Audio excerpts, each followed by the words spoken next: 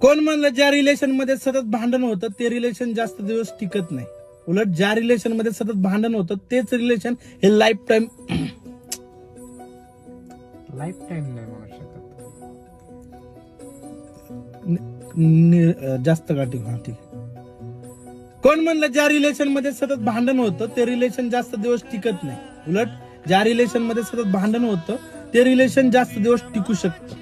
कारण ज्या रिलेशन मध्ये पार्टनरला एकमेकांबद्दल कुठलीही अपेक्षा नसते, कुठलाही हक्क दाखवत नसतात, किंवा तू तुझं बघ मी माझं बघतो, फक्त शरीराने आपण सोबत आहोत, असं रिलेशन मध्ये ज्यांचं असतं ते रिलेशन एक वेगळ्या मार्गावर वेगळ्या पद्धतीने चाललेलं असतं. पण ज्या रिलेशन मध्ये भांडण झाल्याच्या नंतर समोरच्या व्यक्तीला राग येतो आणि रागाच्या भरात समोरच्या व्यक्तीला ब्लॉक करतो आणि प्रेमापोटी काय चाललंय हे पाहण्यासाठी दुसऱ्याच्या मोबाईलवरून स्टेटस पाहतो, स्टोरी पाहतो, ते रिलेशन हे खरं असतं